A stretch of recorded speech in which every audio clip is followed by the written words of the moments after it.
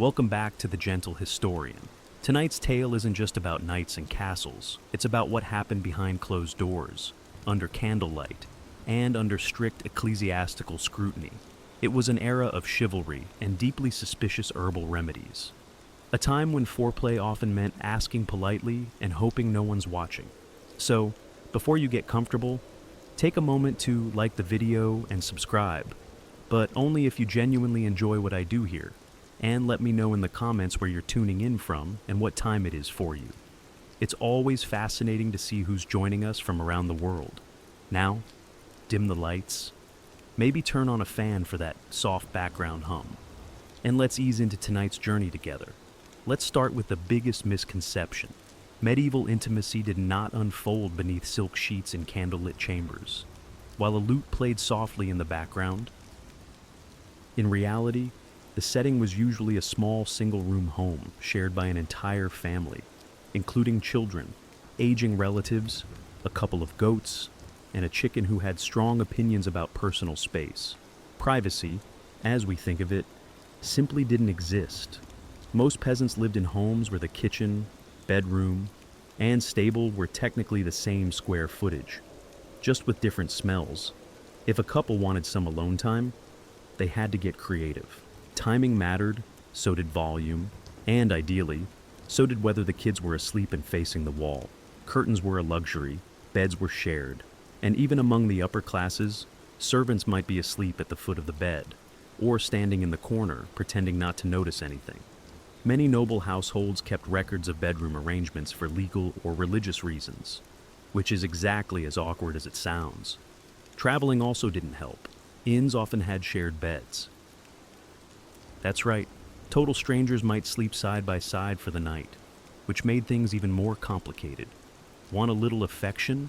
You better check if there's already someone in the bed, and whether or not they brought their boots. If you were married, and both parties were still awake and reasonably clean, you could share a mattress of straw and hope for the best. If you weren't married, well, you had to be twice as quiet and 3 times as careful. Communities were small, walls were thin, and gossip traveled faster than plague rats. For those living in monasteries or convents, the rule was simple.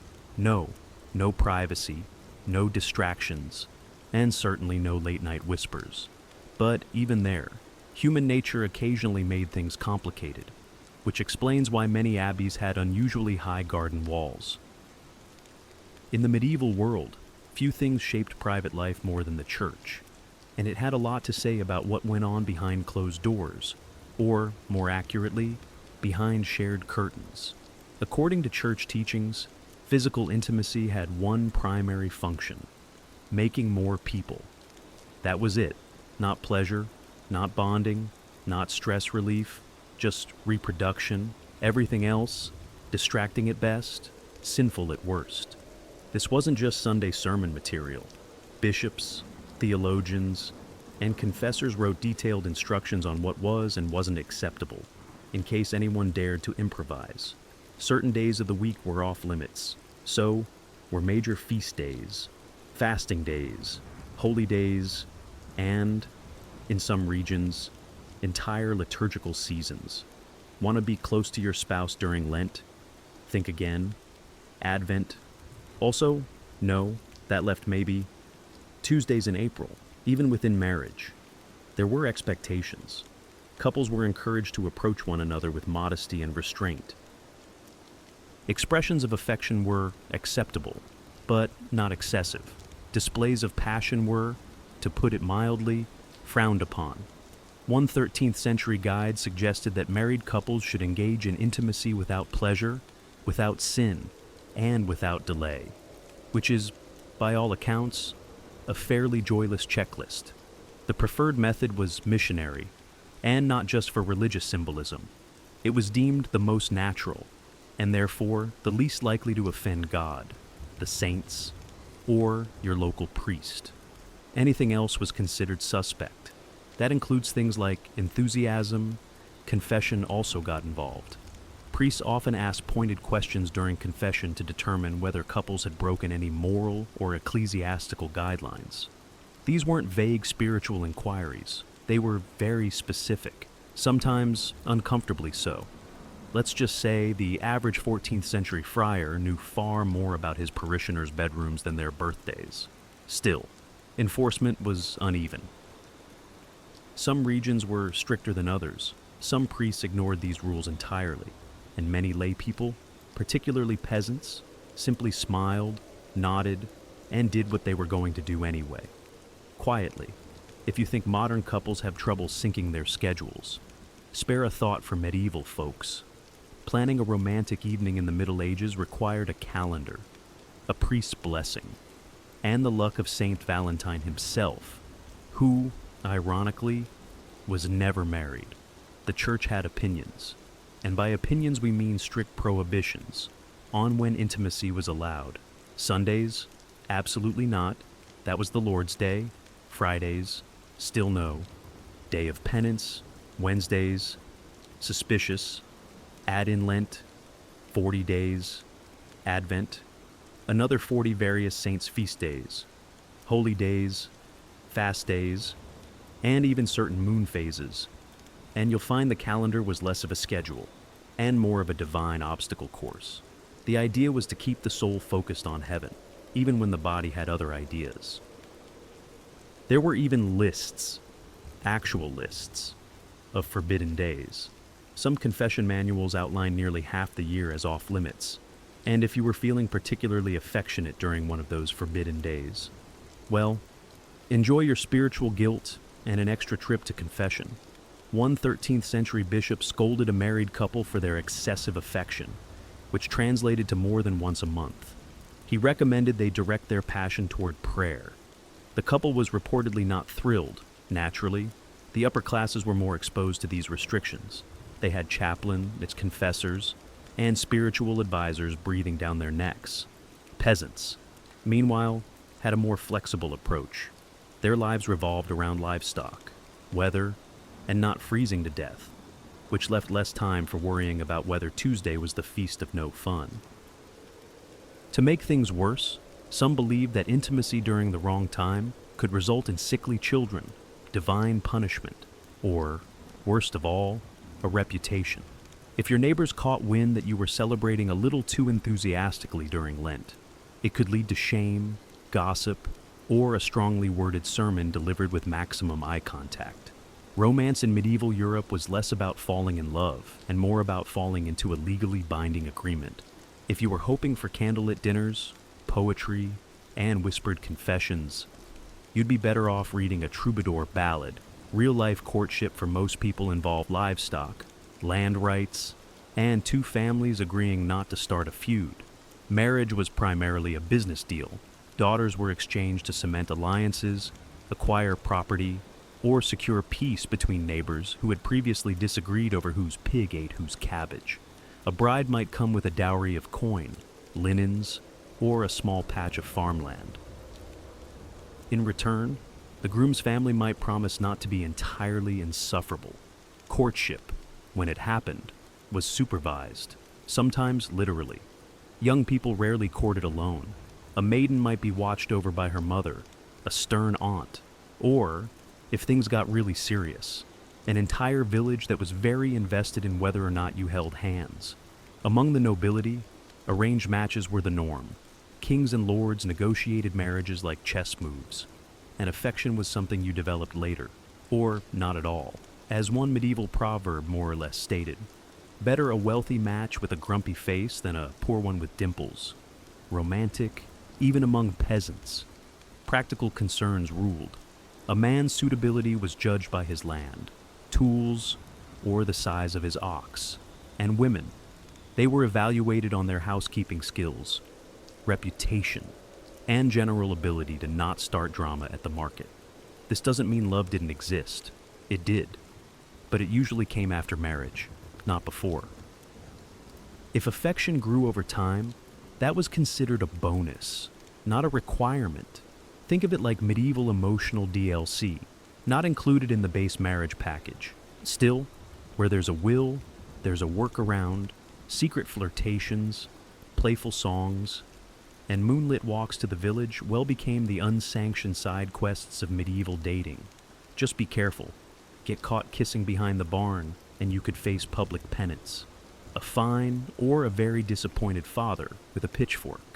Let's clear up one of the most persistent legends about medieval relationships. Chastity belts? Yes, you've probably seen them in cartoons, historical dramas, or very unfortunate museum gift shops. Those iron contraptions allegedly locked around a woman's waist while her husband went off to war, leaving her physically and morally sealed. Except, not really. There's no solid historical evidence that chastity belts were ever widely used in the Middle Ages. In fact, most examples we have today come from the Renaissance, or even the Victorian era, periods more obsessed with the idea of medieval repression than with what actually happened. Many of these belts were created as joke items, warnings, or museum curiosities, not functioning devices. Medieval manuscripts, which often record all sorts of uncomfortable details, are suspiciously silent about mass belt distribution. No tailors advertised them, no laws regulated them, no churches handed them out during awkward marriage ceremonies. It's almost as if, and stay with me here, they weren't actually a thing, which makes sense because the design is wildly impractical.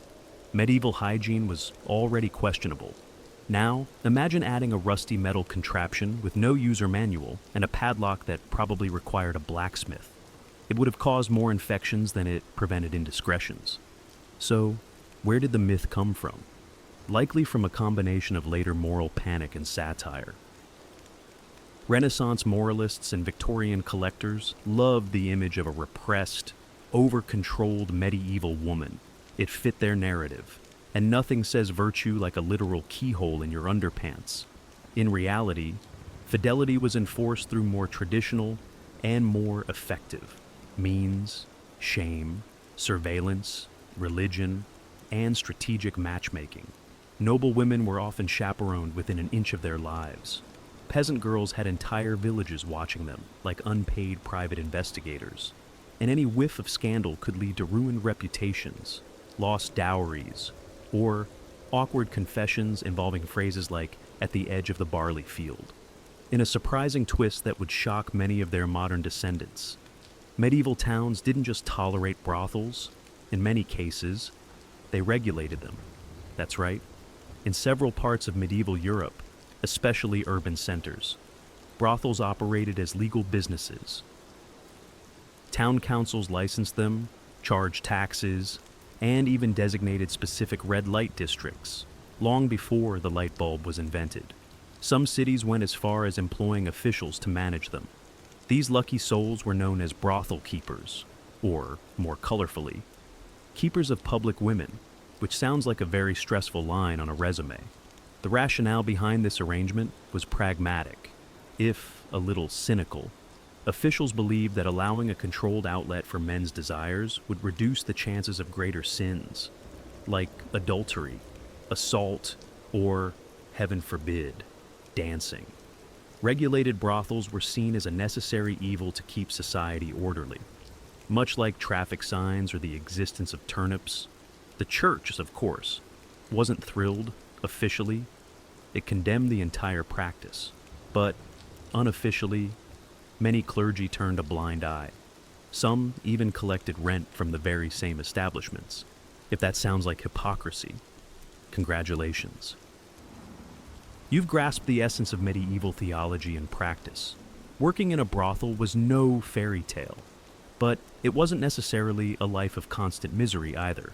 Some women chose the profession for economic reasons, especially widows or those without family support. Others were coerced or trafficked, particularly in port cities, where sailors brought in coin and complications in equal measure. There were even handbooks. Yes, actual handbooks for how these houses should be managed. Clean sheets, basic health inspections, and set hours were all part of the regulation process. Patrons came from all social classes: knights, apprentices, merchants, even monks. Despite vows that strongly suggested otherwise, entry fees varied, services were cataloged, and in some cases, customers paid in eggs, wool, or whatever awkward barter they had on hand. Medieval Tinder, it was not. Let's set the scene. Candlelight flickering, a soft breeze through the thatched roof, your beloved whispers, sweet nothings, and then removes their wool tunic to reveal a powerful medieval musk. Because when it came to personal hygiene, medieval Europe had priorities. Staying clean was on the list, just somewhere after surviving the plague, fixing the roof, and catching the pig that got into the pantry again. Bathing did happen, but not nearly as often as modern noses would hope. Peasants bathed infrequently, maybe once a month, more if they fell into a river by accident. Soap was either homemade or imported, expensive, and used sparingly. And while public bathhouses existed in towns and cities, they were sometimes banned during outbreaks of disease or scandal, or both. If you were wealthy, you had options. A hot bath could be drawn, scented with herbs, and followed by being rubbed with linen cloths by attendants. If you were poor, your sponge bath involved a cold bucket and the vague hope that nobody would notice your aroma over the stables. To add complexity, water itself was occasionally viewed with suspicion, especially cold water. Some believed bathing too frequently could weaken the body or open the skin to illness. Others simply didn't have the time, or the tub, or any water that wasn't already being fought over by the local geese. Now, imagine trying to impress someone under these conditions. Perfume, mostly for the elite, deodorant, a dream of the distant future. Dental care, well, you might rub your teeth with ash or chew mint leaves if you were fancy. Kissing was certainly an adventure. Clothing didn't help. Layers of wool, leather, linen, and fur trapped heat, sweat, and every scent you encountered during your day, including the contents of the chamber pot and the mystery stew. And yet, people still found ways to fall in love, flirt, and get close. Perhaps our standards were different, or perhaps, when everyone smelled equally awful, love was truly blind and nose blind. In medieval Europe, controlling the size of your family was a bit like trying to steer a cart with no wheels, no reins, and a particularly uncooperative goat. Technically possible, but not something you could count on. To be clear, people did try. Just because contraception wasn't effective by modern standards didn't mean medieval folks were oblivious. They were very much aware that certain behaviors led to babies, and many went to elaborate, if occasionally baffling, lengths to prevent it. Some of the more scientific methods included herbal mixtures, animal membranes, and rituals that involved burying certain objects near the doorstep. One popular approach advised drinking wine boiled with beaver testicles. Others recommended wearing amulets blessed by someone who hopefully wasn't guessing. A few guides even claimed jumping up and down vigorously after intimacy would help, which, if nothing else, probably burned some calories. There were also early versions of barrier methods, though calling them reliable would be generous. Linen soaked in various concoctions was one approach. A few brave souls tried wax, and there are scattered references to, let's call them medieval prototypes of what would later become familiar latex devices. But don't ask how they were made. You really don't want to know. The church, of course, was not amused. Any attempt to avoid conception was often labeled sinful or unnatural. Procreation was the stated goal of marriage, and anything that got in the way of that divine mission was frowned upon, or, more commonly, denounced loudly from the pulpit. Still, not everyone followed church guidance. Among married couples, particularly those struggling with poverty, the desire to space out pregnancies or avoid another mouth to feed was very real. And among unmarried couples, let's just say the motivation was even stronger. But no matter the method, reliability was low. Birth control, such as it was, depended on folk wisdom, local herbs, and a surprising amount of hope. And when it failed, which it often did, well, that's where hasty marriages, hidden pregnancies, and a lot of awkward conversations came in. Despite what church authorities like to pretend, not every medieval couple waited until the wedding bells rang before getting cozy. In fact, the practice of testing the goods before marriage was, well, common enough to require a lot of paperwork, known as fornication in church records and getting ahead of yourself in everyday village gossip. Intimacy before marriage wasn't exactly rare, but it was definitely monitored. In towns and parishes across Europe, local officials kept moral rolls, which were less like diaries and more like ledgers of shame. If a couple was caught or even suspected of jumping the marital timeline, they could be hauled before the local court and fined. Sometimes the fine went to the church, sometimes to the town, and occasionally to someone who claimed to have witnessed the event. Medieval snitching was alive and well. Fines varied depending on whether it was a first offense, whether a pregnancy resulted, or whether the couple eventually got married. In some cases, getting married after the fact erased the fine, kind of like retroactive permission. In others, the fine was still applied, but at a discounted rate. Early bird penalties, if you will. And let's not forget the social consequences. In tight-knit communities, everyone knew everyone else's business. So even if your local priest was feeling merciful, your neighbors weren't. Gossip could spread faster than a poorly stored meat pie in July. Interestingly, many of these situations resulted in something called hand fasting, a sort of informal engagement where the couple considered themselves betrothed, and in some regions that was legally enough to begin cohabiting. The church later tried to tighten that loophole, but in the meantime, a lot of medieval babies were technically early arrivals among peasants. This was all handled with a bit more practicality. If a couple was clearly serious, and a pregnancy had occurred, marriage usually followed, sometimes hurried along with a gentle nudge, or firm push, from both families. Among nobles, however, consequences could be far worse, especially if inheritance or reputation was on the line. In the medieval world, virginity wasn't just a virtue, it was a contract clause, a political tool, and occasionally a community-wide obsession. Among the peasantry, expectations varied by region and circumstance. A young woman was generally expected to arrive at marriage untested, at least officially, but if she didn't, well, some eyebrows would rise, and a small fine or shotgun wedding might sort things out. For the upper classes, though, things got serious. Noble women's virginity was directly tied to inheritance, alliances, and family honor. A broken engagement might spark a feud. A pregnancy out of wedlock could derail generations of planning. So, how did they verify it? Well, badly. Sometimes it came down to vague testimony and character references. She seemed virtuous, or she avoided the stable boy mostly. Other times, more invasive methods were used, like midwives or matrons inspecting for the infamous hymen, which science has since confirmed is not, in fact, a medieval chastity barometer. But that didn't stop anyone. There were also attempts to prove virginity after the wedding, such as displaying a blood-stained sheet, like a very awkward medieval Yelp review.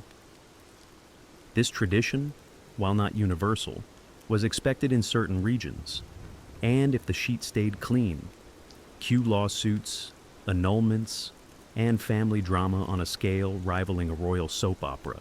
Men, of course, were under no such scrutiny. Male virginity was considered an optional bonus. A future husband's experience level was rarely questioned. At most, he might be encouraged to avoid tavern maids or loose company, but no one was checking his laundry the next morning. Virginity was also linked to religious symbolism. Maidens were often praised as pure vessels, which is beautiful in theory and incredibly uncomfortable in practice. Young girls were raised with saintly ideals, often featuring horrifying martyrdom stories. And if a marriage was annulled on the grounds that a bride had been dishonest, it didn't just ruin her, it could drag down her entire family's honor and property claims. So, yes, in medieval Europe, virginity wasn't just about morality, it was legal currency. If you're wondering whether same-sex attraction existed in medieval times, the answer is a resounding yes. Human nature didn't start in the 20th century, but if you're wondering whether it was openly accepted, that's where things get complicated.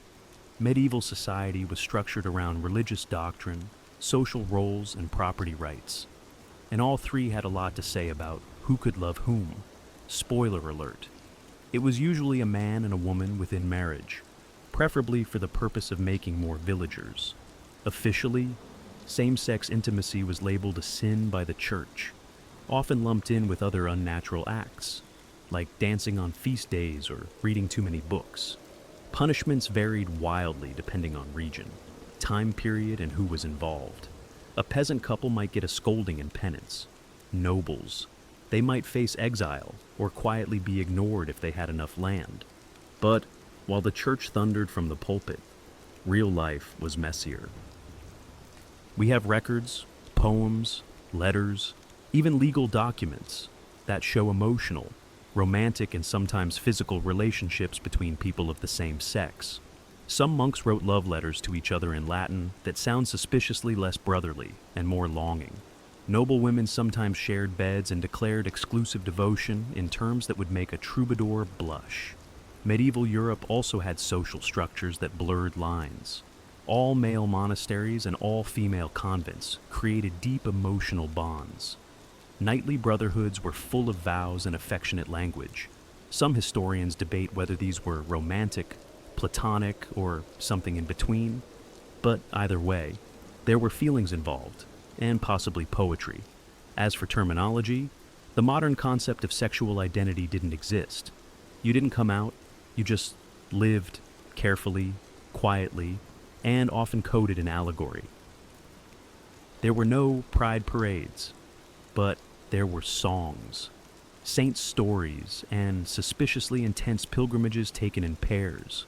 Adultery in medieval Europe was a bit like handling a live chicken while juggling knives. Risky, loud, and likely to end with someone losing a bit of pride or property. Let's be clear, adultery wasn't just a personal failing, it was a social offense. Marriage was seen not only as a holy sacrament, but also a legal contract, a property deal, and often a strategic alliance. So, when someone strayed, they weren't just breaking hearts.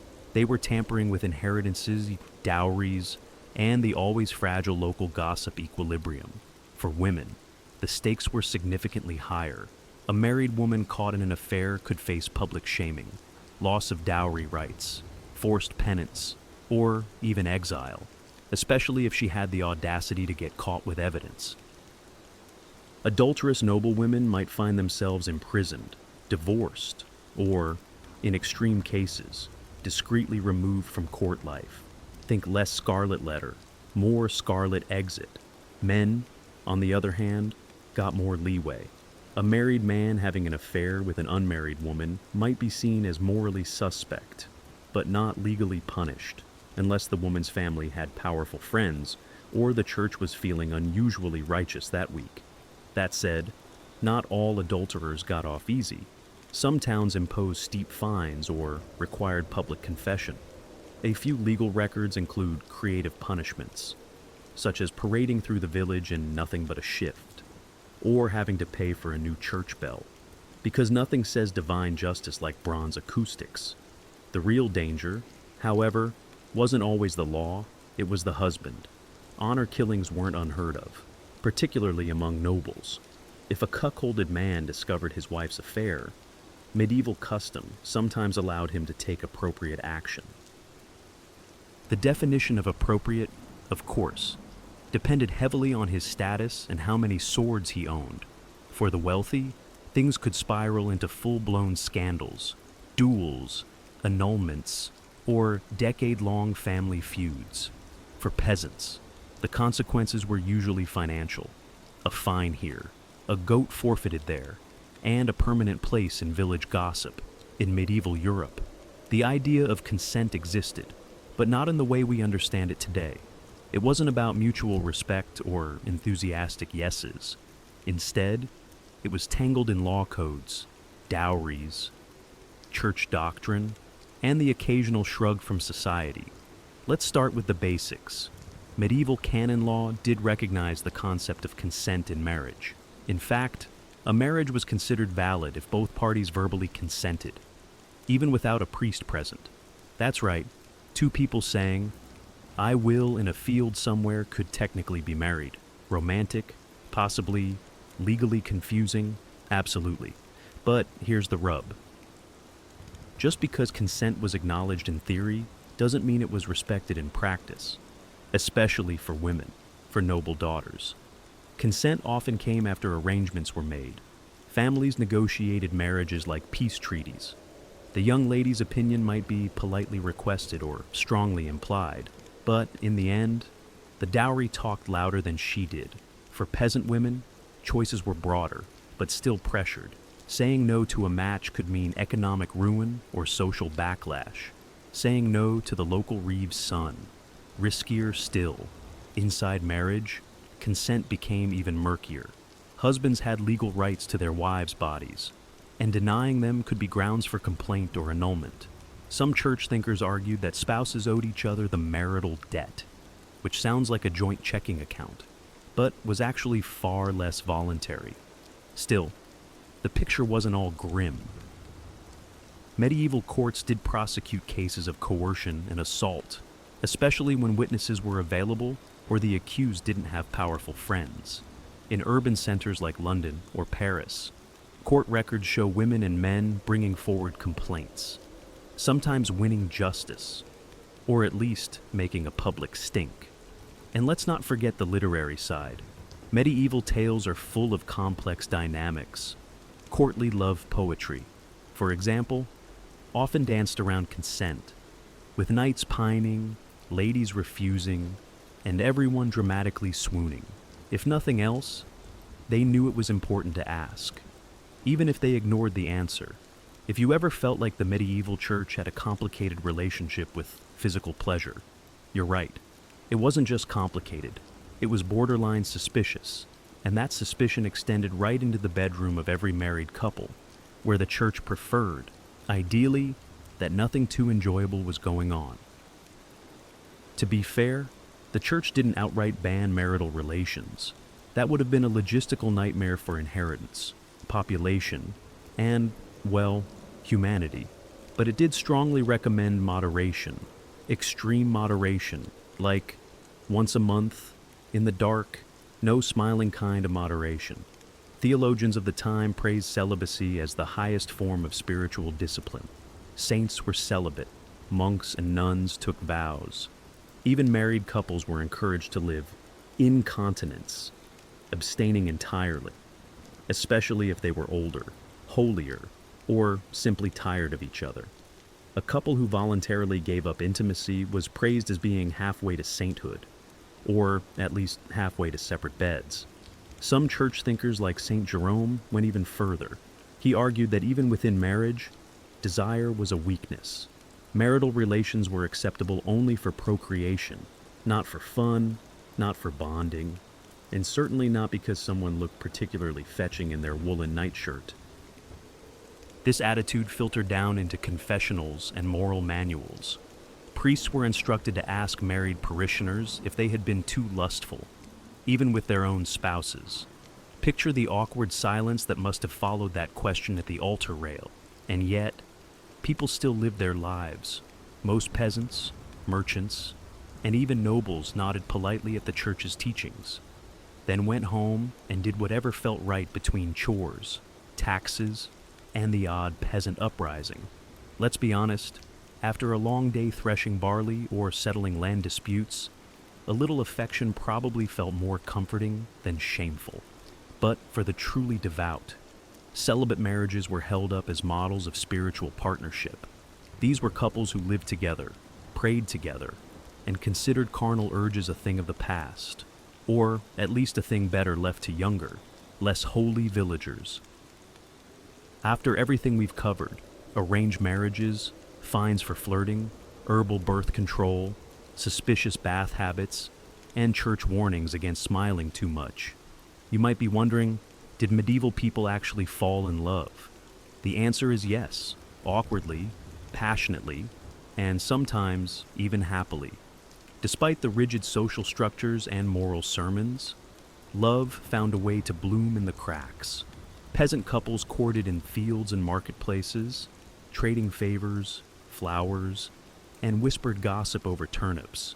Noble lovers exchange poetry and secret glances during formal banquets while pretending to care about hunting falcon breeds. Monks and nuns wrote letters filled with emotion that modern readers still debate.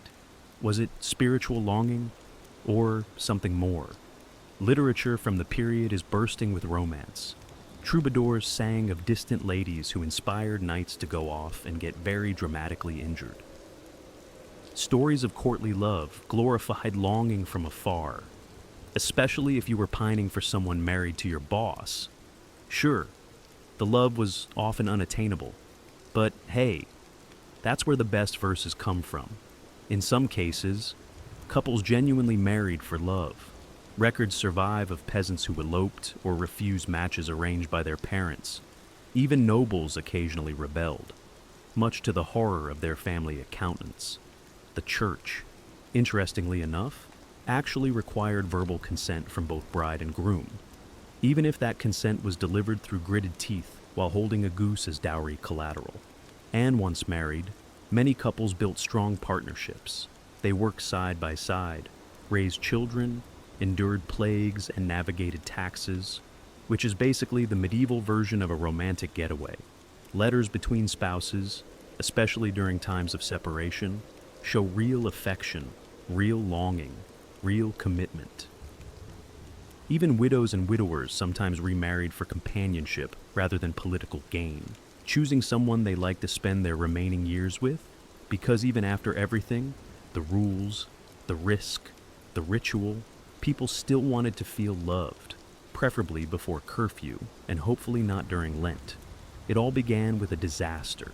Zeno of Citium, a wealthy merchant from the island of Cyprus, had it all. Ships loaded with precious dyes, trade routes mapped across the Mediterranean, and the kind of fortune that made a man feel invincible. But fate, as ancient philosophers love to remind us, doesn't care how many ships you own. Somewhere near Athens, Zeno's fleet was caught in a violent storm. The sea didn't just swallow his cargo, it swallowed his identity. One moment, he was a merchant. The next, a man with nothing. When he finally reached the Athenian shore, he was broke, soaked, and, ironically, on the verge of something far more enduring than trade wealth. With nowhere to go and nothing left to lose, Zeno wandered into a small bookshop in the Athenian Agora.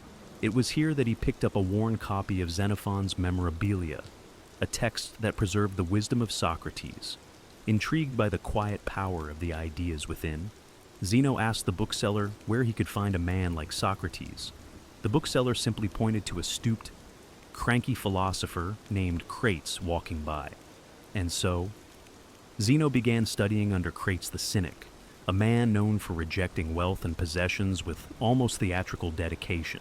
He once threw his money into the sea, just to prove a point. At first, Zeno struggled with this extreme lifestyle. He wasn't ready to live in poverty for philosophy's sake, but Crates planted a seed in his mind, one that grew into a new way of thinking. Zeno didn't stay a student forever. Over time, he pieced together his own worldview, borrowing Socratic ethics, Cynic discipline, and the logical rigor of earlier thinkers like Heraclitus. Eventually, he began teaching in the painted colonnade of Athens, the Stoa Poikile, a public porch decorated with murals. That's where Stoicism got its name, not from an ivory tower or secret academy, but from a painted porch open to all. It's a fitting origin, a philosophy born not from luxury, but from ruin, not in a palace, but in a moment of humility. Stoicism, from its first breath, was designed to help people navigate the wreckage, not avoid it, and Zeno was its first survivor. After the shipwreck and the scrolls, after the quiet conversations with cynics and the long walks under the Athenian sun, Zeno didn't just start teaching. He started redefining what it meant to live well. At the heart of his philosophy was one powerful idea: logos. To the Stoics, logos wasn't just reason. It was the divine, rational structure of the universe, the cosmic blueprint. Everything they believed happened for a reason, whether or not humans could understand it. The world, messy as it seemed, was ordered. And if you could align your thinking with that cosmic order, you could live with peace, clarity, and moral strength. Zeno and his early followers taught that virtue. Arete in Greek was the only true good, not fame, not wealth, not even physical health. Those were indifferents, things that might be nice to have, but didn't define your moral worth. What mattered was how you handled them, and that's where the Stoic mindset takes shape. The world throws chaos at you, but you remain unmoved, not emotionless, but anchored. You can't control external events. You can't control what people say or do, but you can always control your thoughts, your actions, and your responses. It was radical. Most people back then, and let's be honest, most people today, chase comfort, admiration, money, or control. But Stoicism offered a quieter path. Live in harmony with nature, accept fate without resentment, and strive only to be good, not to feel good. Their favorite analogy? Life is like being a dog tied to a cart. You can either run with it or be dragged behind. Either way, the cart's going forward. Your choice is how you move with it. Zeno wasn't alone for long. His students began gathering in the Stoa, discussing how to master themselves rather than the world. Over time, this porch talk turned into one of the most quietly resilient philosophies in history, and one that would outlast empires. But philosophy doesn't live in theory, it lives in practice. And in the next generation, a new Stoic would take the reins, one who fought battles not with logic alone, but with discipline and steel. His name, Cleanthes, a former boxer who brought muscle to the mind. Cleanthes wasn't your typical philosopher. Before he ever scribbled a single scroll or stood beneath the painted porch, he was a boxer, not metaphorically, a literal pugilist, earning his bread through sheer physical strength and relentless endurance. But when he discovered Zeno's teachings, he found a different kind of strength, the kind that didn't bruise but braced the soul. He worked by night, carrying water for a gardener, and studied philosophy by day. His hands were calloused, his muscles worn, but his mind unshakable. Cleanthes embodied the Stoic belief that virtue comes not from privilege, but from perseverance. He didn't speak of theories he hadn't tested. If Zeno taught that one should accept hardship with grace, Cleanthes lived it every sunrise. His most famous work, the Hymn to Zeus, is a poetic tribute to Logos, the divine rationality that governs all things. But don't let the title fool you. This wasn't religious flattery. It was a calm declaration of cosmic order. Everything, Cleanthes wrote, is woven into a grand plan, even the painful parts. His Stoicism was like a glacier, silent, immense, and impossible to move. He also introduced a more emotional texture to Stoicism. While Zeno emphasized logic and detachment, Cleanthes suggested that proper emotions, like awe at nature or love for wisdom, could have a place if they aligned with reason. He wasn't arguing for indulgence, just for balance. After all, what good is a philosophy that turns you into a robot? Cleanthes wasn't flashy, and he didn't gather crowds with clever wordplay. In fact, some mocked him for being slow of speech. But what he lacked in eloquence, he made up for in steadiness. And in Stoicism, steadiness was everything. He eventually succeeded Zeno as head of the Stoic school, not because he was charismatic, but because he lived the philosophy more fully than anyone else. His life was a kind of walking proof, a quiet testament that one could endure hardship without bitterness, question fate without rage, and remain grounded without giving up on greatness. Through Cleanthes, Stoicism gained muscle, not the kind that wins applause, but the kind that holds your spine straight when the world goes sideways. And then came a man who sharpened Stoicism like a blade, Chrysippus, the logician who turned this porch-born philosophy into a towering system of thought. If Zeno founded Stoicism and Cleanthes gave it strength, Chrysippus gave it its skeleton. Without him, Stoicism might have crumbled into vague ideas and forgotten porch lectures.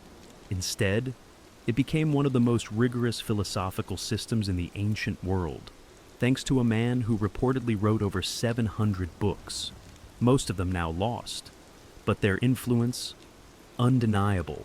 Chrysippus was relentless. He didn't just inherit the school from Cleanthes, he rebuilt it.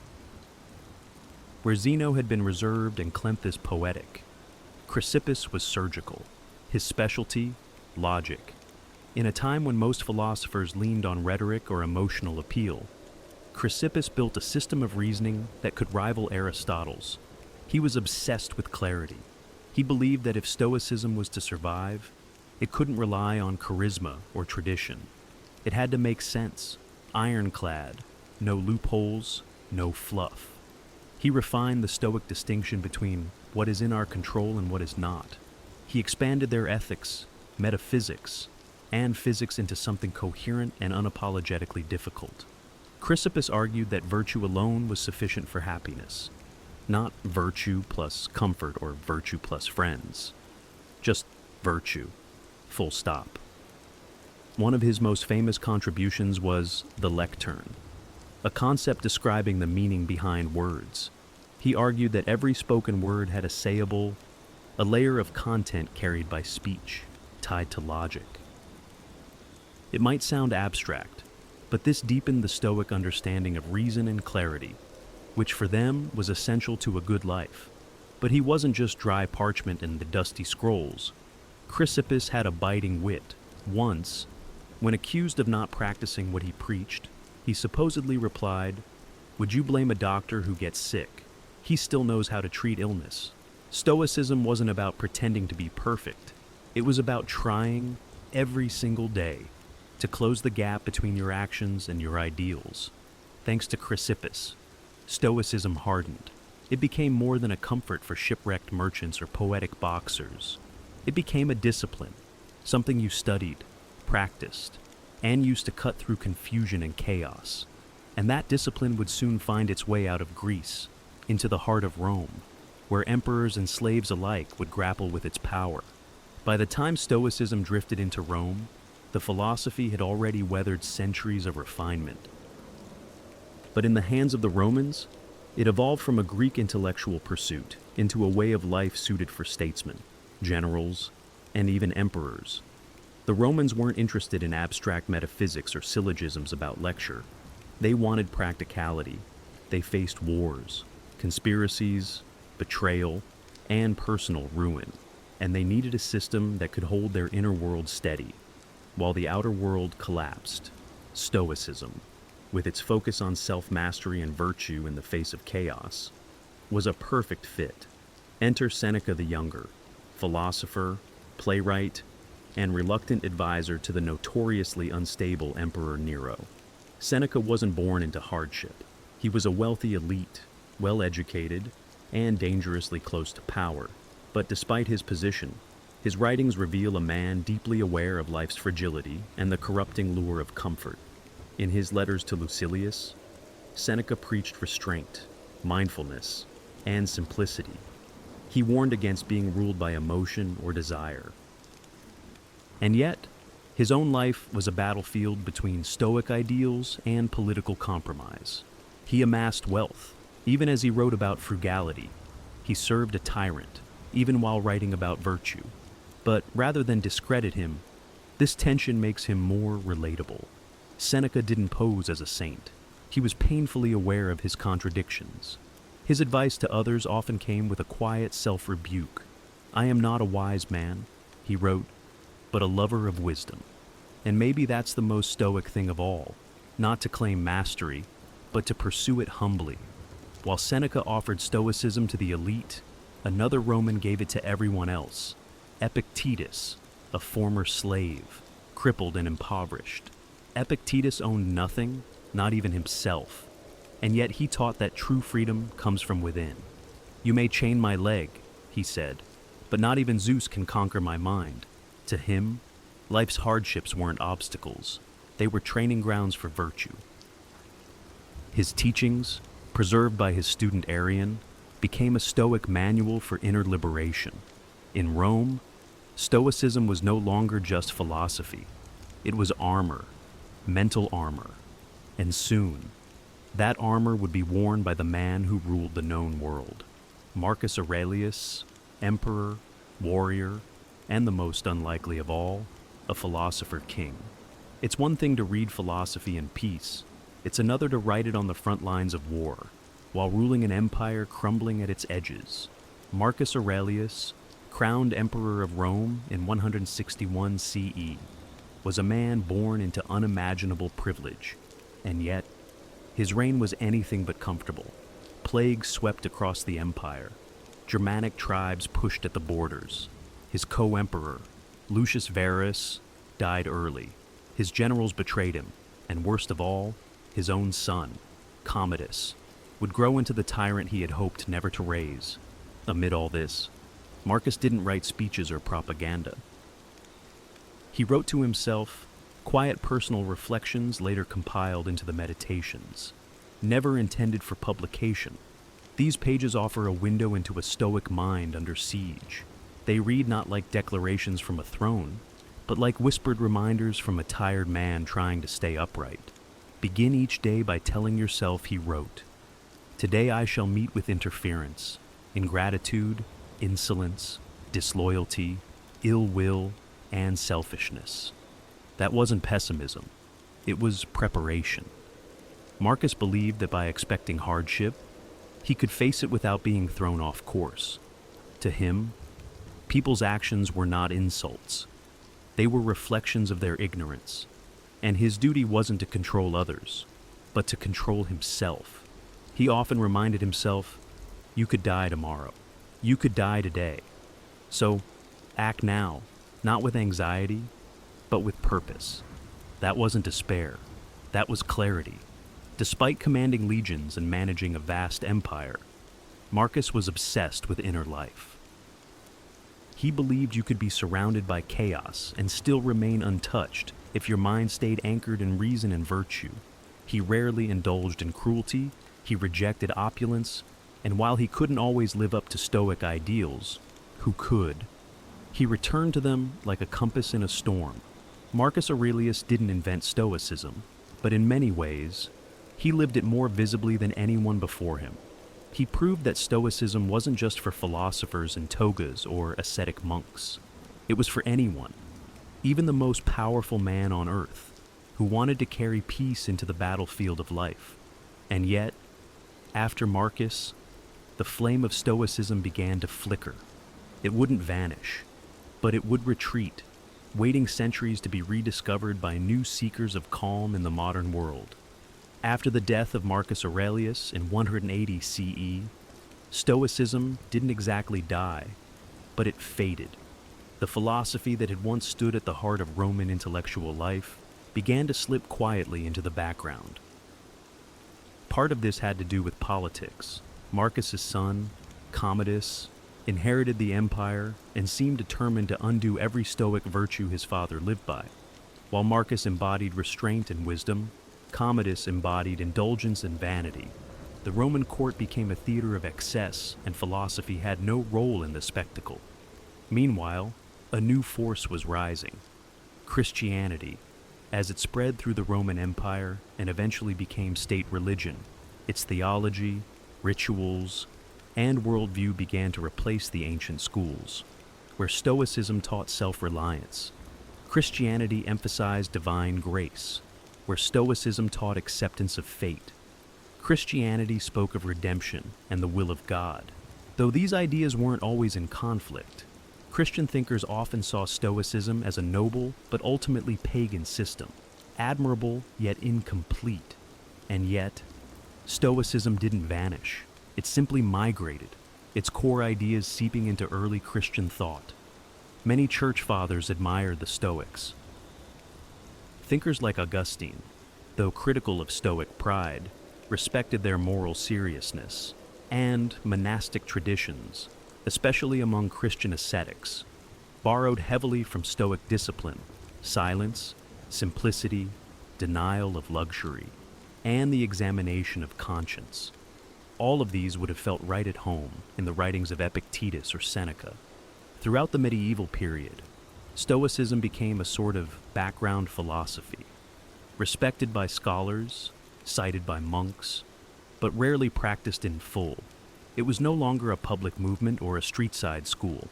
It was a whisper in the margins, kept alive by scribes, theologians, and the occasional curious mind. But survival is sometimes stronger than success. Stoicism's quiet endurance meant that when the intellectual winds shifted centuries later, during the Renaissance and the Enlightenment, its ideas would be ready to return, for all its decline. Stoicism had left seeds buried in the soil of Western thought.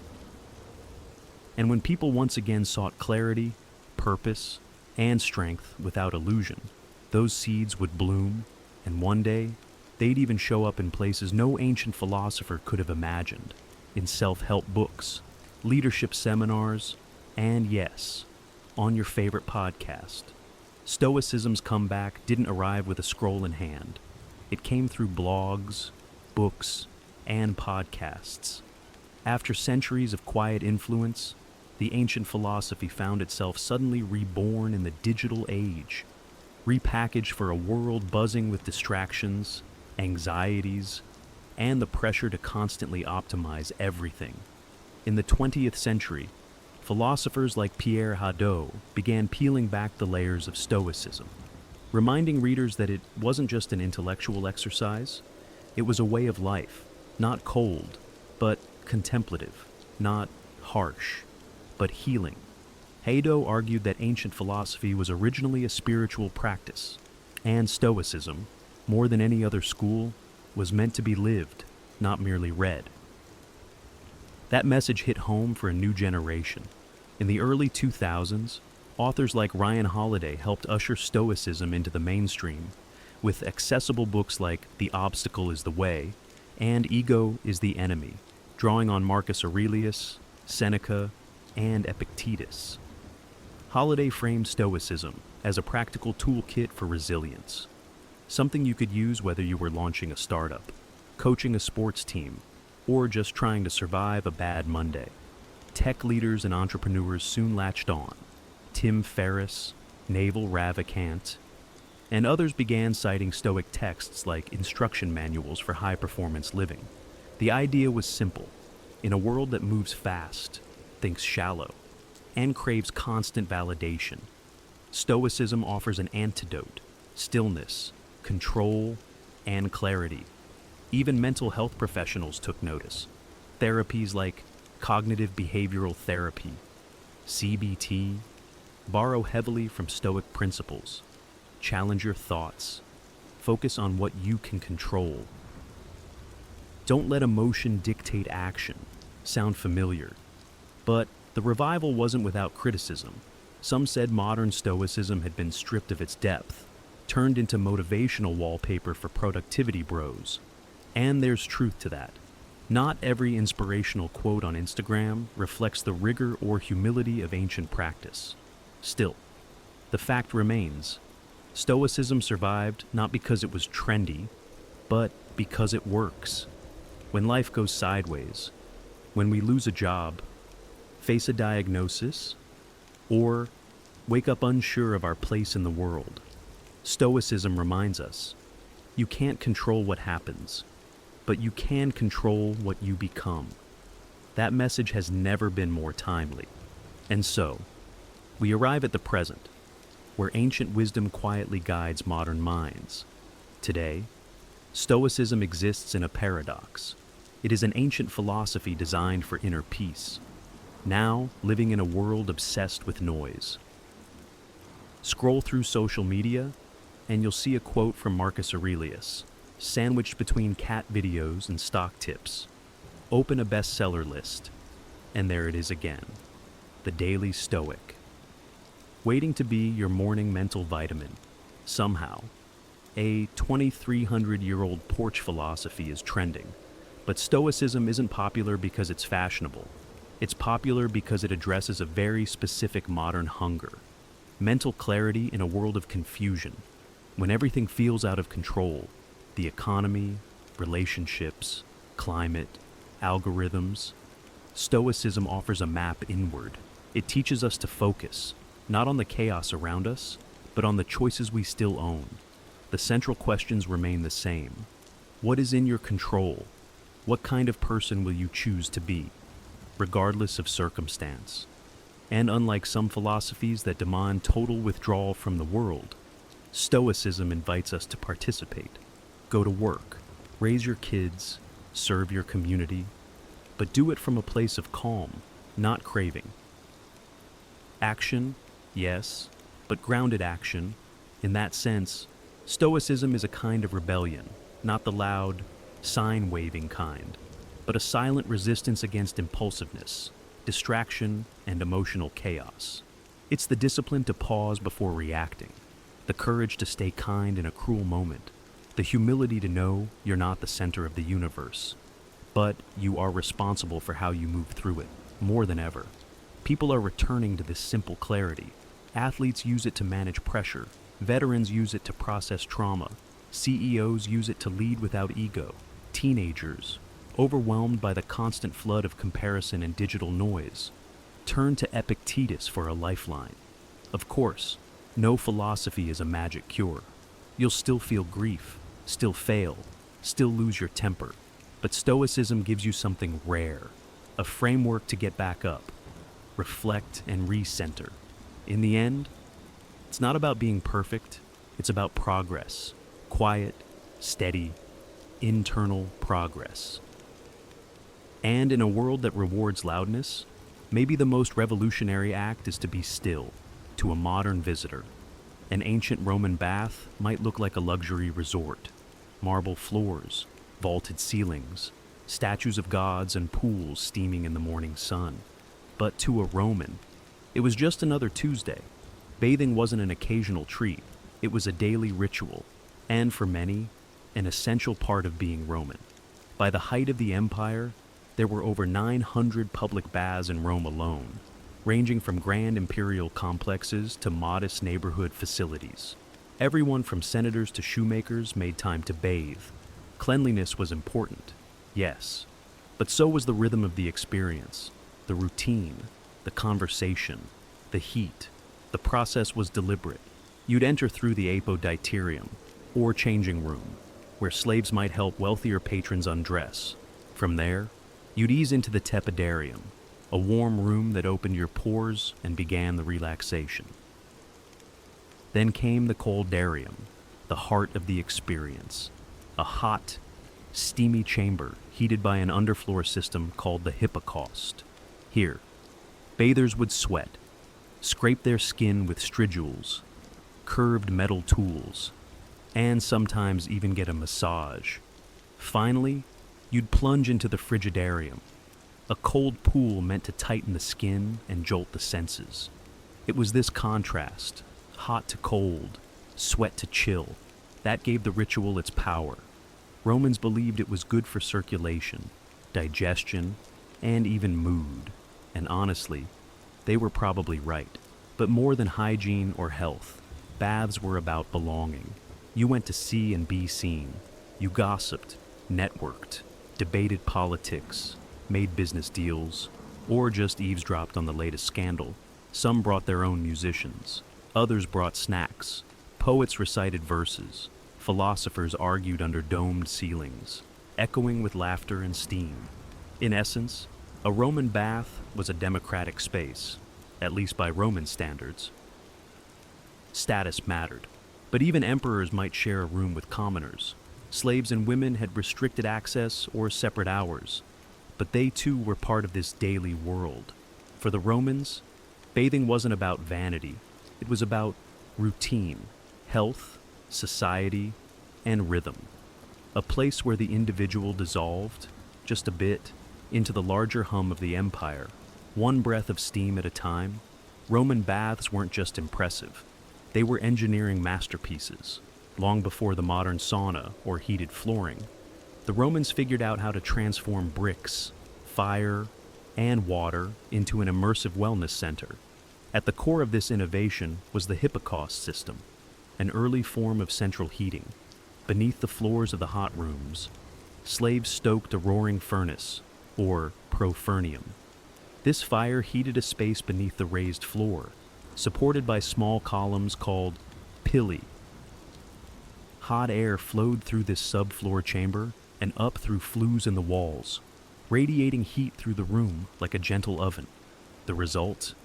A consistent enveloping warmth without smoke suffocating the bathers.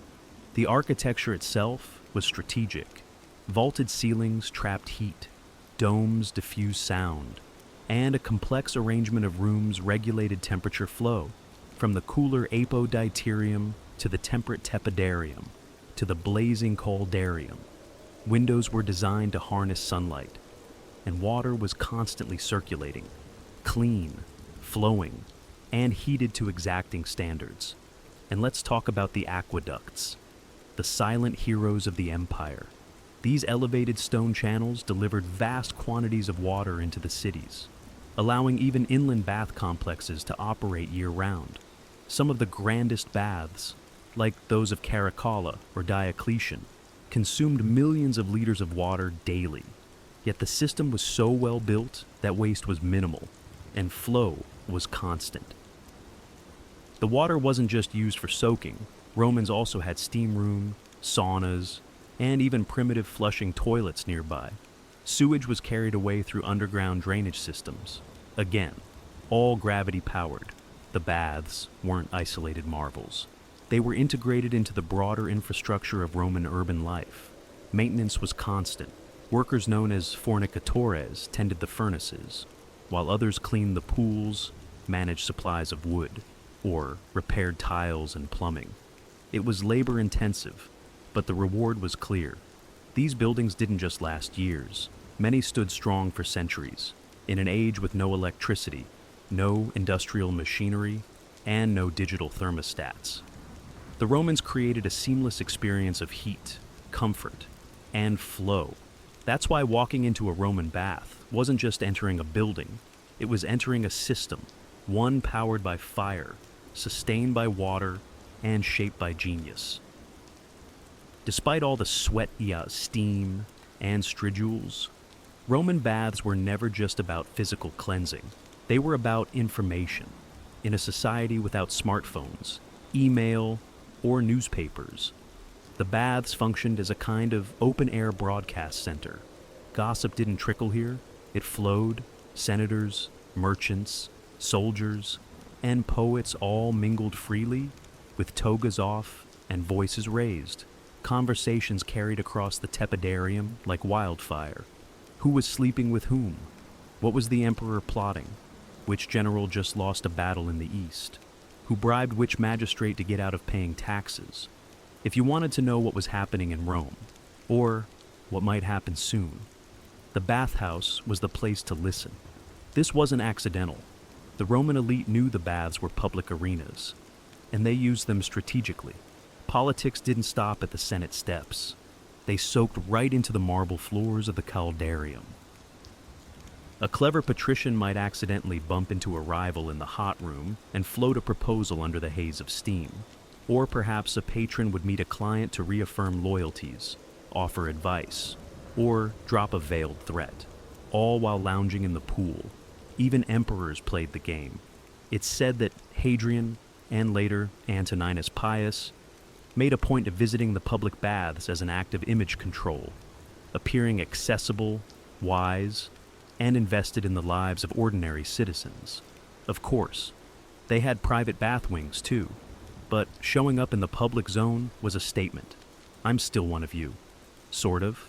It wasn't just politics that steamed up the tiles. Businessmen negotiated deals. Poets recited lines. Philosophers debated ethics. The acoustics of the domed rooms often helped amplify voices, a useful trick for anyone who wanted their cleverness overheard. In a strange way, the bathhouse was Rome's version of Twitter, Wall Street, and the Senate floor, all at once. It was unfiltered, buzzing, and deeply performative, but it was also where strategy was born. Real decisions, military, financial, personal, often started here, far from the formal halls of power. Because when everyone is half naked, sweating, and relaxed, masks fall away, and in the steam, the real empire whispered its plans to the Romans. Bathing wasn't just about feeling fresh or looking polished. It was a critical part of health and medicine. The bathhouse was where ancient wellness philosophy met practical self-care. Doctors recommended it, philosophers endorsed it, even the military encouraged it. Hot water, cold plunges, sweating, and massages were all believed to purify the body and balance the humors. The four fluids the Romans thought governed health: blood, phlegm, yellow bile, and black bile. If these got out of balance, you got sick. But a visit to the baths, with its cycle of heating, scraping, and cooling, could supposedly restore that balance. And there's some logic to it. Even by modern standards, the heat of the caldarium opened pores, relaxed muscles, and helped with circulation. The cold plunge in the frigidarium reduced inflammation and invigorated the senses. The skin was scraped clean with stridules, which removed dirt, oil, and dead skin. Afterward, many Romans received massages using scented oils, sometimes infused with herbs, sometimes just olive oil. Today, we might call this detoxing or hydrotherapy. They just called it daily life. Some of the larger bath complexes even included small medical clinics, where physicians, often Greek-educated, examined patients, offered treatments, or suggested dietary changes. If you had a cough, aching joints, or digestive troubles, your doctor might prescribe not a pill, but a visit to the tepidarium, or a change in your bathing routine. Exercise was part of the picture too. Many baths had attached palaestra, open courtyards for physical activity. Romans boxed, wrestled, fenced, or played ball games before beginning the bathing process. The idea was to work up a sweat before entering the steam rooms. Health wasn't passive, it was earned, one push-up and plunge at a time. Even mental health wasn't ignored. The rhythm of the bath, its slow, deliberate transitions from room to room, encouraged reflection. Some Stoics and Epicureans even wrote about the baths as places to clear the mind and tame the emotions. In many ways, Roman baths were ahead of their time. An integrated space for exercise, cleansing, socializing, and healing. A kind of ancient wellness center, with better mosaics and slightly more gossip. For the Romans, a healthy body wasn't a goal, it was the foundation of virtue, clarity, and strength. And the bathhouse was where it all began. Walking into a grand Roman bathhouse wasn't just stepping into a building, it was stepping into an aesthetic experience. The architecture, the materials, the very air. Everything was designed to impress, soothe, and elevate. From the moment you entered the apoditerium, changing room, you were surrounded by elegance. The walls were often painted in vivid frescoes, mythological scenes, pastoral landscapes, or even cheeky caricatures. Marble benches lined the room. Niches held clothing. And on the better days, musicians played softly in the background while your sandals were taken by a servant. Then came the baths themselves. The tepidarium was usually the most beautiful room, designed as a kind of warm antechamber to the hotter and colder extremes. It was often circular or rectangular, with high vaulted ceilings, colorful mosaics on the floors, and large windows that diffused the afternoon light. The ceilings were sometimes coffered or domed, supported by columns of Egyptian granite or local stone. The caldarium, the hot room, featured heated pools and steam. You'd see bronze or terracotta braziers, and sometimes gilded taps that flowed with heated water. The floors were warm beneath your feet, thanks to the hippocaust system, and the air shimmered with heat. Decorative fountains and statues added a touch of divine elegance. Apollo, Venus, and Hercules all made appearances. The frigidarium, cool and serene, was usually the largest and most striking space. Its cold pool reflected a ceiling, often covered in painted stars or geometric patterns. The water itself glistened, sometimes lit by small skylights or open oculi that allowed a beam of sunlight to cut through the mist. There was a quiet stillness here, a contrast to the chatter and bustle of the earlier rooms. Everything in the Roman bath was designed to inspire awe. The use of imported marble, colorful tile work and advanced geometry wasn't just vanity, it was a statement. The baths were the empire distilled into stone, orderly, refined, and proudly extravagant. Even smaller local baths took design seriously. Mosaics often warned bathers with humorous Latin phrases like cave canum, beware of the dog, or balneum gratum. The bath is pleasant. These were spaces meant to charm the eye, calm the spirit, and remind you, in case you forgot, that you were living in the greatest civilization on earth, and all of that before you even got wet. While Roman baths were public spaces in theory, not all Romans experienced them equally. The bathhouse was a microcosm of Roman society, a place where lines blurred but never fully disappeared. Let's start with class. In the grand thermae of Rome, like those of Caracalla or Trajan, emperors might bathe in the same rooms as commoners. That sounds democratic, but social distinctions still lingered. The wealthy often arrived with entourages, slaves to carry towels, oils, and even portable benches.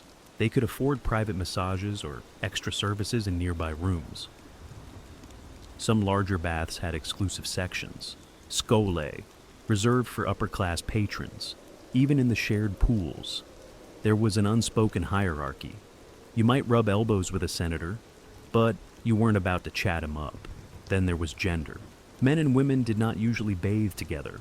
Most large bathhouses offered separate hours or separate wings. Some emperors, like Hadrian, enforced strict segregation. Others, like Commodus or Elagabalus, allowed or even encouraged mixed bathing, much to the horror of conservative Roman moralists. Women's access depended on time, location, and the whims of local officials. In wealthier cities, women had beautifully appointed baths of their own. In poorer regions, they often bathed early in the day, before men arrived, while some women enjoyed regular access. Others, particularly those of lower status, had to navigate schedules, scrutiny, and social stigma. Slaves and freedmen made up a significant portion of bath visitors. They were allowed in and often encouraged to attend, especially if their work was labor-intensive. However, they typically entered during off hours or in more modest facilities. That said, many slaves worked within the bathhouses as attendants, masseurs, or fire stokers, and some were known by name for their skill and charm. And what about outsiders, foreigners, non-citizens, and provincials were welcomed in most Roman cities, especially in the empire's heyday. In fact, the spread of Roman baths across conquered territories was one of the empire's tools of cultural integration, a way of saying, "Welcome to Rome. Now take your clothes off." So, yes, the Roman baths were a shared space, but just like in the forums or the Senate, your experience depended heavily on who you were. Still, for a brief moment in the mist, the hot stone and the splash of cold water, those lines could blur, and that was part of the magic. Though bathing was the central activity, Roman bathhouses were far more than places to get clean. They were entertainment hubs, part gym, part theater, part lounge, where you could easily spend an entire afternoon. And many did. In fact, larger bath complexes resembled ancient leisure centers. After a workout in the Palais Estra, a courtyard used for wrestling, boxing, or ball games, you might take a stroll to the library located just off the main hallway. Yes, many baths had libraries. Romans could relax with scrolls by Cicero or Virgil, blending physical rejuvenation with intellectual stimulation, a healthy body and a healthy mind. Both were on the menu. Music filled the air, too. It wasn't uncommon to hear live performances from flutists, harpists, or singers echoing through the dome chambers. Bathers might be serenaded while reclining near a fountain or getting an oil rub-down. In fact, some bathhouses employed professional entertainers to keep the mood light and luxurious, from acrobats to comedians. There were also food stalls and snack counters, often located in or near the apodyterium, known as popinae, These small eateries served wine, bread, olives, cheese, and dried fruits. For wealthier patrons, personal slaves could bring more elaborate dishes and the occasional exotic treat from nearby villas. So, yes, you could technically eat grapes in the steam room like a decadent emperor, though etiquette varied. Gambling was common, too. Dice games, betting on athletic matches, or just casual wagers among friends added an air of mischief to the setting. These activities weren't always legal, but they were tolerated in bath culture. After all, people came here to let loose. The bathhouses also had spaces for intimate encounters. Some rooms functioned as private lounges or even brothels, depending on the time and location. Morally ambiguous? Definitely. But Roman society had a much different view of public space, privacy, and sensuality than we do today. And the steamy, dimly lit atmosphere of the caldarium only added to the allure. One of Rome's most remarkable achievements wasn't just building an empire. It was standardizing the Roman experience across thousands of miles. And that included baths, from the misty highlands of Britannia to the deserts of North Africa, and from the forests of Gaul to the sands of Syria. The Roman bath became a unifying symbol of Roman identity. Wherever the legions marched and the engineers followed, they built roads, forts, and bathhouses. These provincial baths weren't just carbon copies. They reflected local resources and customs while still following the essential Roman layout. Apoditerium, tepidarium, caldarium, frigidarium. In cold climates like Britain or Germania, the hot rooms were especially important. In warmer places like North Africa or the Levant, some bathhouses expanded the shaded colonnades and cooled pools, offering relief from the blistering sun. Cities like Timgad in Algeria, Jerash in Jordan, and Bath in England all featured impressive thermae, often with mosaics, sculptures, and inscriptions celebrating imperial generosity.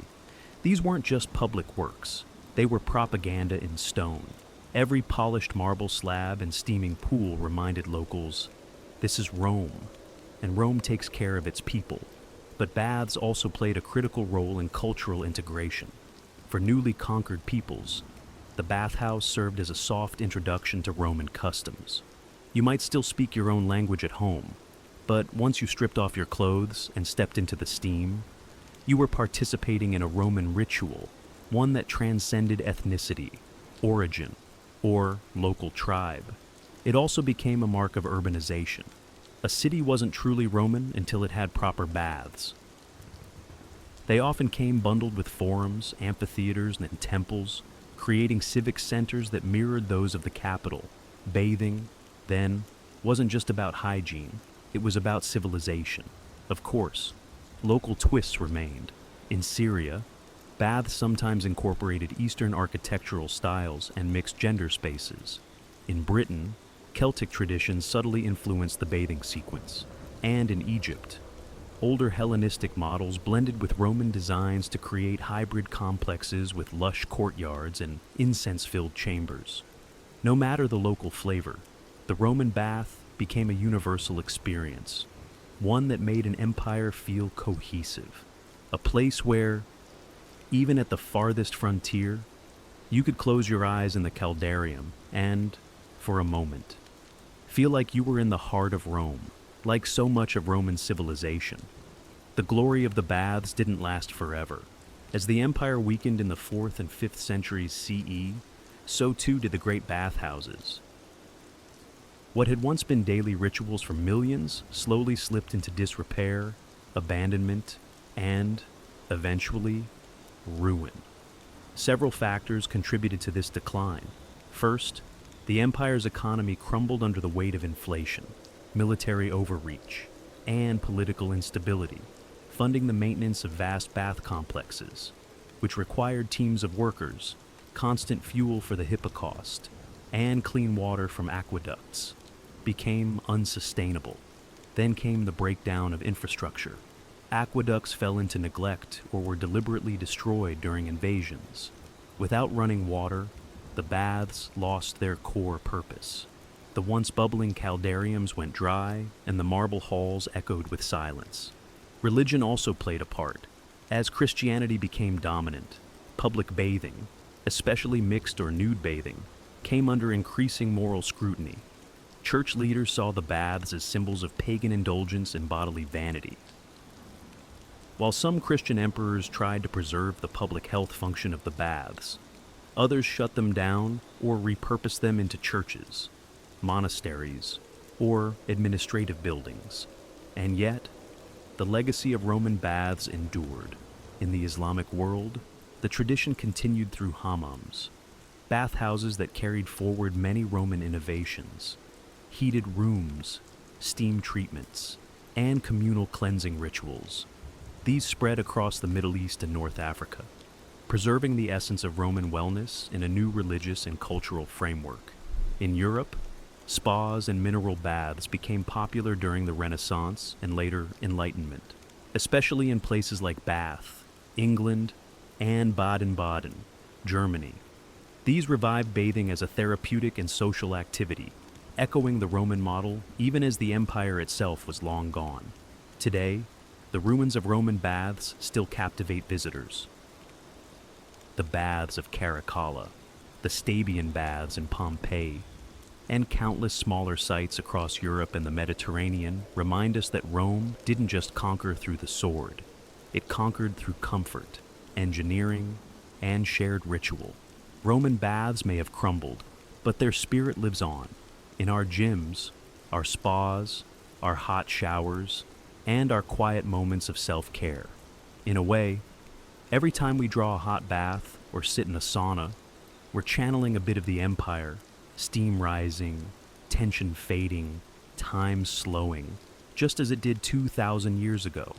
In ancient Egypt, medicine didn't live in a laboratory. It lived in the temple, the home, and the world of the gods. Healing was not just a science, it was a spiritual art. And the person who treated your illness might just recite a spell while applying a poultice to your wound. That's because Egyptian medicine was deeply intertwined with religion.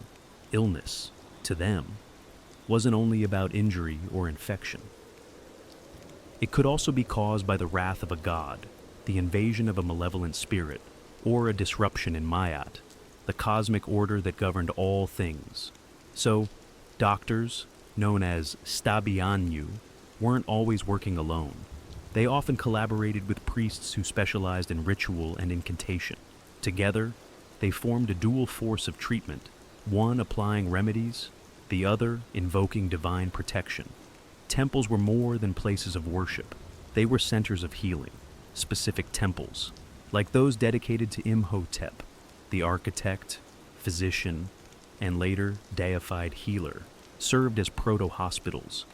People would sleep there in hopes of divine dreams that revealed the source of their ailment or the cure itself. This was called incubation, and it was a respected method of diagnosis. Medical training was rigorous.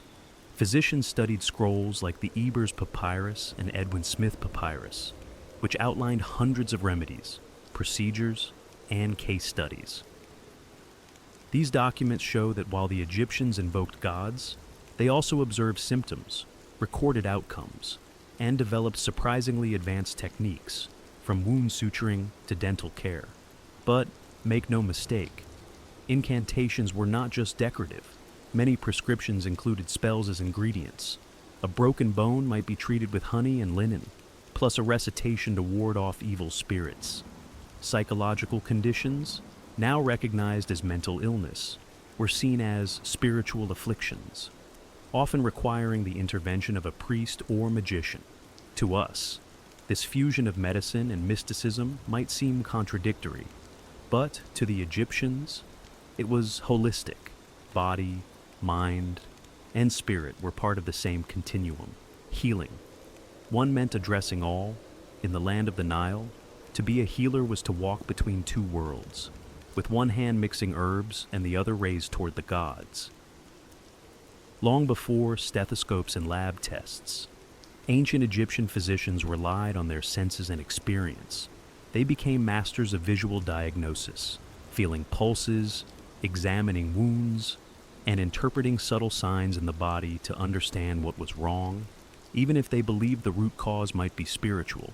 The first step in diagnosis was always observation. Physicians would examine a patient's posture, skin color, breath, and even urine or feces to search for visible or olfactory clues. Was the swelling soft or hard? Did the discharge smell sweet or foul? These observations weren't just guesswork. They were documented, compared, and passed down through generations. The pulse held particular significance. The Egyptians called it the speech of the heart. They believed that the heart was the center of a system of channels, similar to a network of irrigation canals, through which air, blood, and spirit flowed. If the pulse was irregular or weak, it suggested that one of these vital channels was blocked or disturbed. Although their anatomical understanding wasn't perfect, their conclusions often reflected real symptoms and led to logical treatments. Yet when no physical explanation was found, the physician would turn to spiritual causes. Was the illness a punishment from a god, a curse from an enemy, a lingering spirit refusing to leave the body? In such cases, diagnosis involved more than examination. It required consultation with a priest-magician, dream interpretation, or even astrological analysis. The alignment of stars and the behavior of sacred animals might factor into the final verdict. In texts like the Eber's Papyrus, physicians categorized diseases based on patterns. They didn't always know why something happened, but they knew what usually followed. For instance, they could identify the stages of an infected wound or the course of a fever. These practical patterns formed the basis for treatment protocols, and interestingly, they were not always superstitious. Some medical texts explicitly separate physical ailments from spiritual ones. If a wound could be seen, smelled, and treated, no spell required, but if all else failed, it was time to invoke divine aid. To an ancient Egyptian, the world was filled with unseen forces, but through keen eyes, careful hands, and centuries of accumulated wisdom, their physicians sought to make the invisible visible. When it came to treatment, ancient Egyptian physicians had an astonishing arsenal of remedies and recipes. Their pharmacies weren't stocked with pills and injections, but with herbs, minerals, animal products, and oils, many of which they combined with surgical procedures and ritual chants. The result? A holistic approach that blended natural science with spiritual symbolism. At the heart of their medicine was the Eber's Papyrus, a 110-page scroll from around 1550 BCE. It contains over 700 prescriptions, addressing everything from stomach pain and toothaches to skin diseases and fertility issues. Each recipe was tailored, not just to the disease, but to the patient's body and social status, and often included precise instructions for mixing, timing, and application. One of their favorite ingredients, honey, prized for its antimicrobial properties and still used today in wound care. Honey was applied to cuts, burns, and ulcers, often mixed with other substances like crushed seeds or resin. They also used garlic, onion, juniper berries, and myrrh, not just for their aroma, but for their antiseptic and anti-inflammatory effects. Their pharmacopoeia included more exotic fare as well: crocodile dung for contraceptives, lizard blood for skin treatments, hippopotamus fat, and even mummified human flesh for particularly superstitious cures. To modern eyes, this may seem grotesque, but these remedies reflected their belief that the power of the ingredient lay not only in its physical properties, but also in its spiritual essence. Minerals like natron, a naturally occurring salt, were used to dry wounds, cleanse infections, and preserve bodies. Copper, known for its antimicrobial qualities, was sometimes crushed and mixed into salves. Oils from lotus, castor beans, and black cumin were used for massage and pain relief. Doses varied depending on the affliction. A prescription might read, mix crushed sycamore fruit, honey, and natron. Apply for 4 days. Recite the following spell over the mixture. In Egypt, Words were medicine too. The spoken charm activated the cure, a reminder that, for them, healing was as much about meaning as it was about chemistry, far from primitive guesswork. Egyptian medicine was highly systematic, documented, and refined. While some remedies were bizarre, many were surprisingly effective, and some survive, in spirit or science, even today. Their medicine chest was drawn from the land, the body, and the gods, and they reached into all three to heal. While much of ancient Egyptian medicine focused on herbs and incantations, the Egyptians were not afraid to cut when necessary. They understood that some ailments needed more than a poultice or a prayer. They needed a steady hand and a sharp blade. The best evidence of Egyptian surgery comes from the Edwin Smith Papyrus, a 3,600-year-old medical text, unlike any other from the ancient world. It is methodical, clinical, and strikingly modern in tone. It describes 48 cases, mostly traumatic injuries, skull fractures, broken collarbones, spinal wounds, and includes step-by-step instructions on examination, treatment, and prognosis. What's fascinating is how pragmatic the document is. It even classifies cases into three outcomes: an ailment I will treat, an ailment I will contend with, and an ailment not to be treated. In other words, treatable, uncertain, and hopeless. This was triage, a concept we still use in emergency medicine today. Egyptian surgeons used a range of tools: bronze knives, scalpels, forceps, cautery hooks, and needles. They practiced stitching wounds, draining abscesses, setting bones with wooden splints, and even performing circumcisions. Some mummies show evidence of successful bone healing, indicating that patients survived their injuries and continued living for years. They were also pioneers in wound hygiene. Before stitching a cut, a physician might cleanse it with honey, beer, or resin, all of which have antiseptic properties. They then applied bandages soaked in oils or herbal mixtures to reduce inflammation and promote healing. Pain was eased with opium extracts or sedative herbs, though there's no evidence of general anesthesia. Surgery was likely painful, but quick and precise. One striking detail: Egyptians often left foreign bodies, like embedded arrowheads, in place if removing them posed greater risk. It shows a nuanced understanding of anatomy and risk management. They knew when not to intervene. Of course, surgery had its limits. There's no record of internal operations or major amputations. They lacked knowledge of circulation and infection the way we know it today. But within the boundaries of what was possible, Egyptian surgeons were remarkably skilled. They didn't just experiment. They observed, recorded, and passed their knowledge down.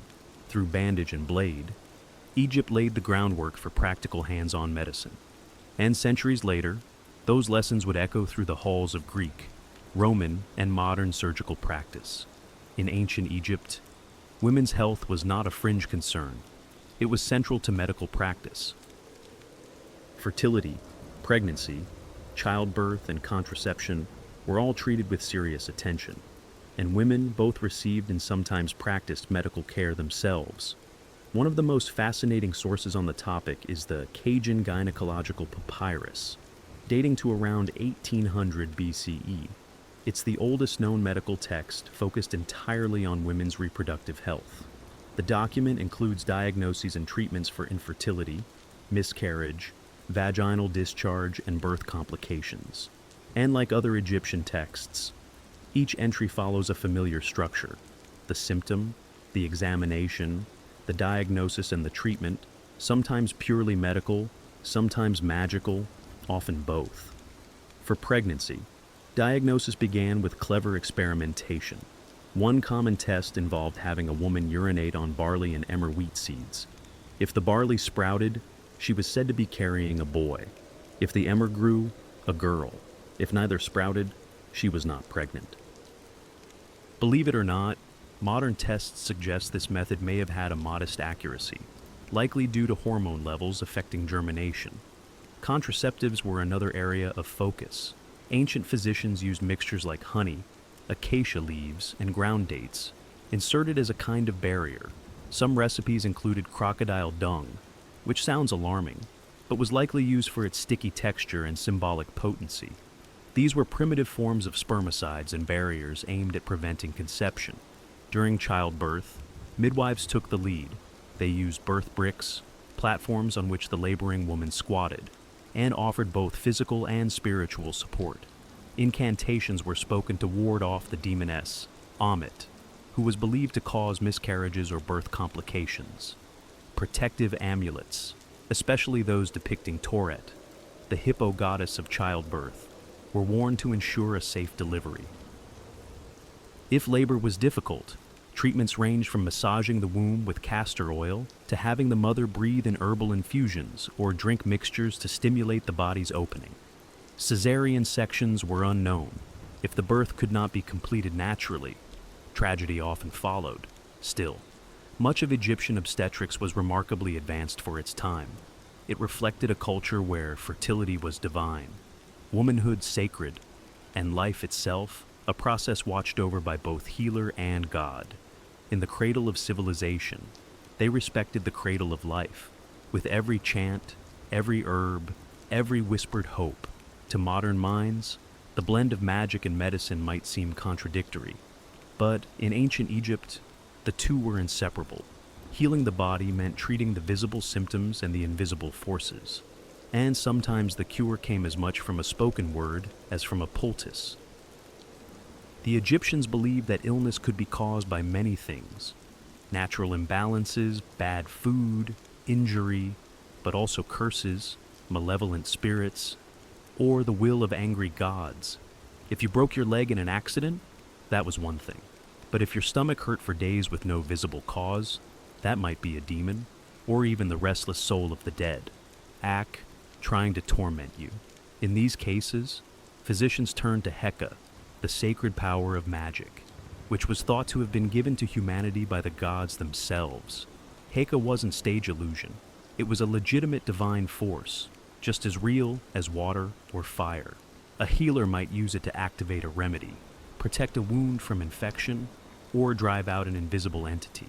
Spells were often included in medical texts, such as the Ebers Papyrus and the London Medical Papyrus.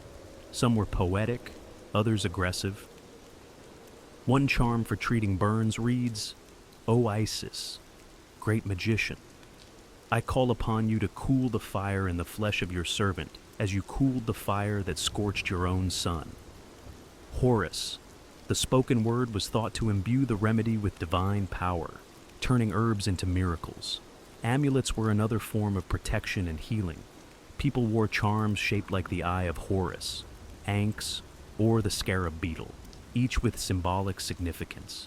These amulets were believed to ward off evil, prevent disease, and protect both the living and the dead. Some were even embedded in bandages or placed directly on wounds. Specific deities were also invoked depending on the ailment. Sekhmet, the lion-headed goddess of plagues, was feared but also prayed to for healing. Thoth, god of wisdom, was called upon to guide the hands of surgeons and scribes alike. In Egypt, medicine without magic was incomplete. The chant, the gesture, the symbol, all were part of the cure. Because for the ancient Egyptians, healing didn't just mean removing pain. It meant restoring harmony between the body, the soul, and the cosmos. In ancient Egypt, death wasn't the end of life. It was the beginning of eternity. And to reach the afterlife, the body had to be preserved with precision and care. Enter the art of mummification, a practice that blurred the lines between medicine, magic, and mortuary science. At its core, mummification was about preserving the physical vessel so the soul could return to it in the afterlife. The body was seen as essential, not just a shell, but a sacred structure that the car, vital spirit, and BA, personality or soul, needed to navigate the underworld and reunite in the next world. The process began shortly after death. Embalmers, who acted as both technicians and ritual specialists, washed the body with palm wine and Nile water. Then came the most critical step, removal of the internal organs, which were quick to decay. The stomach, Intestines, lungs, and liver were extracted through an incision in the left side of the abdomen and placed in separate canopic jars, each guarded by one of the four sons of Horus. The brain, curiously, was considered unimportant and was removed through the nose using metal hooks. The heart, believed to be the seat of intelligence and emotion, was often left in place, though in later periods it too was removed and replaced with a sacred amulet. The empty body cavity was then stuffed with resins, myrrh, and linen, and the entire body was covered in natron, a natural salt mixture, to dry it out. After 40 days, the body was washed again, anointed with oils, and wrapped in hundreds of yards of linen, layer upon layer, often with protective amulets placed between folds. Each step was accompanied by spells, hymns, and rituals, particularly from the Book of the Dead. These invocations protected the deceased from demons and prepared them for judgment in the afterlife. The Mbama often wore a mask of Anubis, the jackal-headed god of mummification, to symbolize divine authority. In many ways, mummification was the Egyptians' most advanced medical procedure, a blend of anatomy, chemistry, and spiritual engineering. It wasn't about saving a life, it was about preserving it forever. To them, the perfect body was more than a sign of health. It was a passport to eternity, and in every carefully wrapped limb, they practiced medicine for the soul. While temples and tombs held the secrets of Egypt's gods, papyrus scrolls held the secrets of its doctors. Ancient Egyptian medicine was far from a series of oral traditions or tribal remedies.